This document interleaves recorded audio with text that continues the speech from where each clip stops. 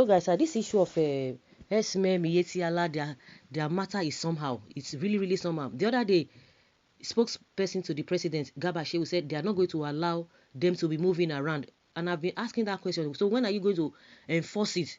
Because it's creating a lot of problems here and there. All over the country, even in the north, it's creating a whole lot of problems. And it has degenerated to something else. So when are you going to stop them? Because they are giving people headache. They are giving people headache. Police and army, they are looking for, going around and be looking for Eastern Security Network. Why? Meanwhile, there are people are testifying, giving testimonies that yes, these people, since they've launched this the Eastern Security Network, they've been sleeping well. They've been sleeping well, and they can go to their farms unhindered, without fear of anybody harassing them or taking their lives. And those are the people that you want to go and be looking for. And meanwhile, those ones that are taking the lives of people all over the place, you are not even bothered about them. What is so special about Eastern Security Network? Which security are you trying to guide that you are looking for them? And meanwhile, their work is speaking positively to the lives of the people in that zone. And this brings us back again to Oyo State. Until they will tell all these people to live inside the bush before we can really have peace. Because Mietiala is trying to turn everything upside down. They know how to turn things. Hear what Bishop Kuka said, but see what it has generated to the essence, or even what the man was even trying to say. Now they are even bringing themselves out, threatening the man for no just cause. It is this conflict that has fueled and sustained agitations for modern practices in animal husbandry as it relates to cattle rearing. And as long as we still focus on nomadic cattle rearing practices, so long shall we be incapacitated in flushing out criminals from the forest. Unfortunately, rising insecurity has put the government on edge. The general temperament now is that the federal government has performed very poorly in this regard, as life has become a variety of atavism that characterizes the state of nature. That is what is meant each time there are references of Nigeria as a failing or failed state. Something more drastic must be done to arrest the slide.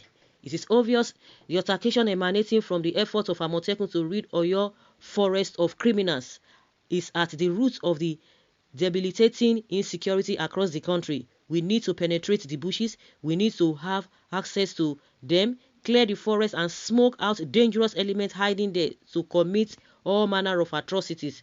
If the herders cannot protect and insulate the forest from being a launching pad for all manner of criminalities, then they share vicarious responsibility for the activities of criminal elements opening from them.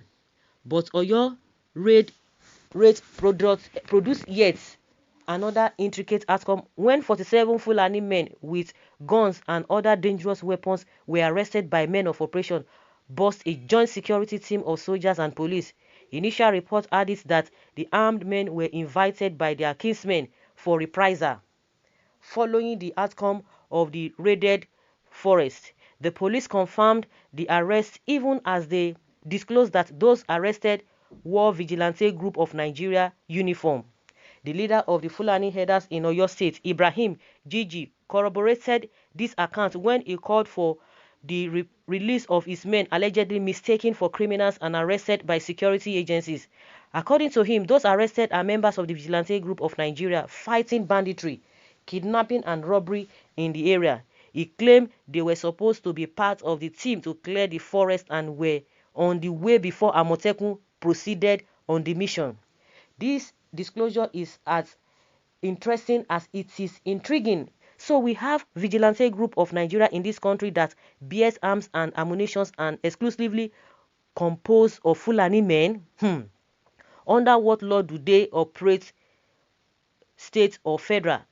The boldness with which Gigi talked about the group indicated that they have been operating without let or hindrance. The arrest threw up more questions than answers. Since the issue is before the police, the public deserves to know under what law a vigilante group purporting a national outlook operates. This posture is more compelling given the several unresolved cases of reprisal attacks involving herdsmen and their host communities. We may as well be inching towards resolving that riddle. You can imagine. You can imagine that who know them, who gave them that power, who gave them that power in that region. You can imagine that they are part of a group that are trying to flush out bandits. Who gave them power? Who knows them? They are not known to anybody. And now they are telling us that Amotekun is going beyond its boundary. You can imagine such a thing. You are coming to say that you are part of who gave you that opportunity? Who gave you that right? That you are not that are not known to even the security, the state security, the state government, even the so-called Amotekun. They should be aware. Everybody is aware of Amotekun. Everybody is now aware of Eastern Security Network. They are coming out. You can see them. But how can they arrest them? They arrested them and we didn't know that they are part of this thing. You see what I was saying the other time, that these people, if you don't look into them very well, they are just looking for a way to infiltrate or to penetrate inside Amotekun, and that's what they are looking for. You see? The truth is that the Yorubas are so afraid of the Fulanis. By involving them in a regional security operation, that they are the culprits. No wonder after the operation, they have the guts to tell us the difference between bandits and Herdsmen. Forgetting that in an operation like this, anything found in the bush is regarded as bushmeat. Since Fulanis knows the real bandits and Herdsmen, what can they tell us they've done to control their excesses? Let the operation be sustained. Please, this Yoruba is afraid. Could you imagine them involving or even planning to involve the Fulanis in their operations? The Fulanis constitute the bandits and the Yorubas are aware. Please, it is better for others to watch, because these two tribes may soon come together as before to unleash mayhem on others. Never trust the Yorubas. You can imagine. To a very large extent, we are just trying to be, to be diplomatic. They've involved them. That is why these people are having that audacity. They're having that audacity that you did not tell us this and that. And meanwhile, they already have another group that are part of it, because that is where the audacity is coming from and the boldness is coming from. It's a bad comment to say Yorubas are afraid. Imagine a Chinedu Nwaka and a Paul Ata, who both from Igbo and Bene, making bad math. Yet back in your village at home, your people are being daily tormented. But they are speaking. How can you involve them? You can't talk about Eastern Security Network. That is it. Now we are talking, and now you have already given them opportunity to be part of the whole thing. Why would they not have a boldness to be talking? They have boldness to be talking, to be telling you that you don't have rights. They are the one that would define who is a bandit and who is an Herdsman. I don't even know. This government has just brought a lot of things. We have kidnappers. Those are different things entirely. We have a bandit. We have a, what do they call? They have Herdsmen. They have Boko Haram. What is it? And they want to bring that thing again into this place. Hey. When people are talking, it's not, if nobody's, people love the good thing. When we see good people, they love good things. But when you begin to, be yandering and begin to try to bend some rules, that is what it will result to. Let's take these people, for example. Can they try it? Can they try it with the Eastern Security Network? You dare not.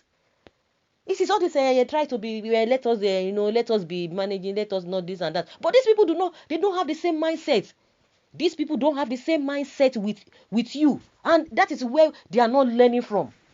When they begin to talk that you always, you're any little thing, you falling for it. Not to be trusted. You think people don't just make it now. Just check yourself. People don't just make that assertion. Something led to that. It's unfortunate. It's unfortunate that we are at this level. So guys, let's hear your opinion and let's have your take on this.